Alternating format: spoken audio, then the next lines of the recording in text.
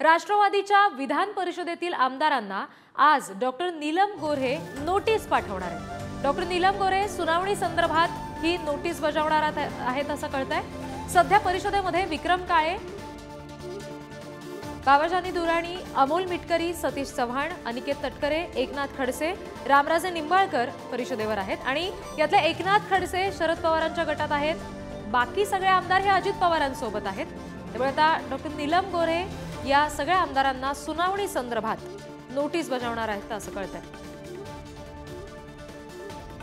आणखी अपडेट्स घेऊया। सध्या राष्ट्रवादीचे अमोल मिटकरी आपल्याशी जोडले गेलेले आहेत। अमोलजी, तुम्हाला नोटीस आज बजावली जाते गोऱ्हेंकडून, काय नेमकं उत्तर असेल त्याला? नाही, आणखी अद्याप मला त्याबद्दल माहिती नाही। मी आता तिकडे विधान भवन परिसरातच निघालोय। तुमच्या चॅनलच्या माध्यमातून ही माहिती मिळते आहे। जर तशी नोटीस विधान परिषदेच्या आमदारांना बजावली तर त्याचं सविस्तर आणि उत्तर आमच्या पक्षाकडून दिलं जाणार। कायदेशीर प्रक्रियेला आम्ही सामोरे जाणार जे असेल ते।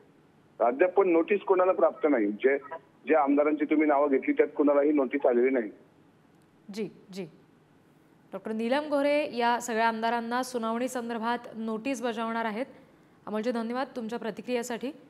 राष्ट्रवादीच्या विधान परिषदेतल्या आमदारांना डॉक्टर नीलम गोऱ्हे नोटीस बजावतील आणि जर तशी नोटीस बजावली गेली तर आम्ही त्याला कायदेशीर उत्तर देऊ अशी प्रतिक्रिया नुकतीच पुढारी न्यूजला अमोल मिटकरींनी दिली आहे।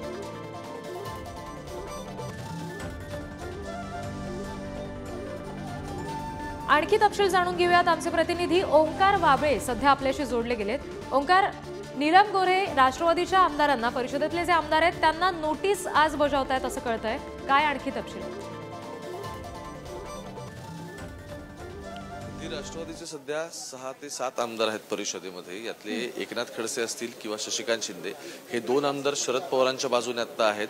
प्रसाद काकालाड असतील किंवा अन्य आमदार आहेत म्हणजे अमोल मिटकरी, अनिकेत तटकरे हे सगळे अजितदादांच्या बाजूने आहेत। पण सगळ्यात महत्त्वाचं म्हणजे या सगळ्यांना नोटिसेस आज जाणार आहेत त्यांची बाजू नक्की काय आहे सगळ्या प्रकरणात ऐकून घेण्यासाठी। अपात्रतेचं जे प्रकरण आहे, एकीकडे सभापती राहुल नार्वेकर आहेत, सभापतींचं जे आहेत अध्यक्ष राहुल नार्वेकर आहेत, त्यांना 31 जानेवारी पर्यंत ही सगळी राष्ट्रवादीच्या आमदारांच्या अपात्रतेची सुनावणी पूर्ण करायची आहे।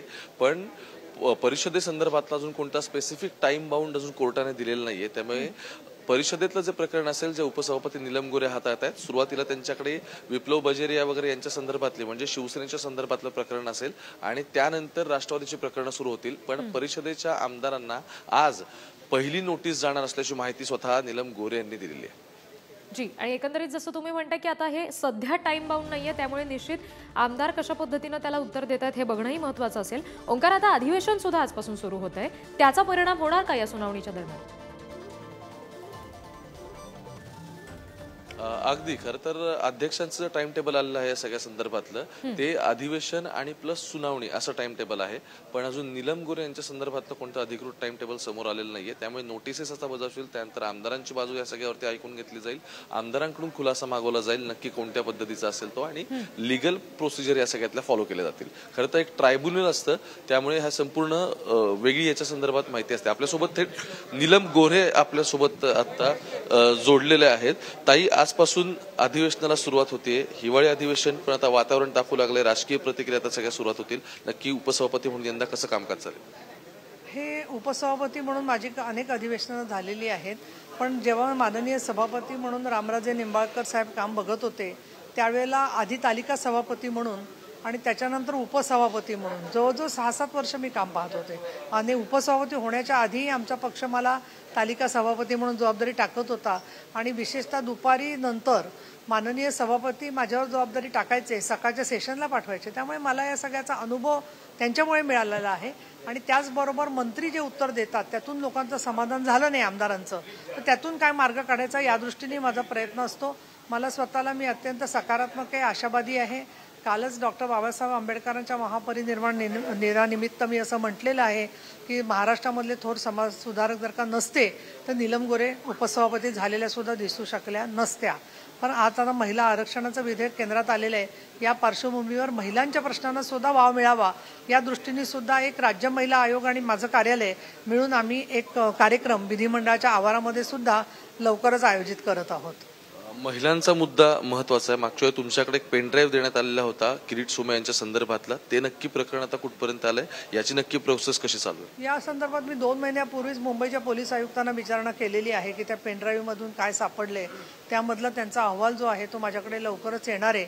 पण ते ज्या अनेक व्हिडिओ कॅसेट म्हणत होत्या तेवढ्या त्या आहेत की नाही याच्याबद्दल थोडंसं पोलिसांचा अहवाल वाचल्यावरतीच मला बोलता येईल. आणखी एक महत्वाचं, खरं तर एक वेगळं ट्रायब्युनल आहे सगळं मान्य, पण सुनावण्या सुद्धा यावेळी सगळ्या वेगवेगळ्या पद्धतीच्या पार पडणार आहेत. त्याची नक्की प्रोसिजर साधारण कशी असेल? बदलती राजकीय परिस्थितीनुसार आपल्याला राजकारणाची आणि समाजकारणाची पद्धत पण बदलावी लागते. त्यामुळे जी परिस्थिती प्राप्त आहे त्याच्यामध्ये आम्ही विधिज्ञांचा सल्ला घेऊन आणि जे कायद्याच्या आणि नियमाच्या कक्षेत बसतंय त्याच्यानुसार आम्ही योग्य ती कारवाई करतोय. जे निर्णय ऑलरेडी आम्ही सभागृहात दिलेले त्याच्याचवरती परत परत राजकीय भांडवल कोणी करत असेल तर मात्र त्यांनी कुठेतरी समजून घेण्याचा अभाव होतोय. आणि जे व्यासपीठावर होऊ शकतं ते आम्ही जरूर करू, पण ज्याच्यासाठी विधानसभा किंवा विधान परिषद व्यासपीठ नाही आहे त्याचाही निर्णय तिथेच झाला पाहिजे.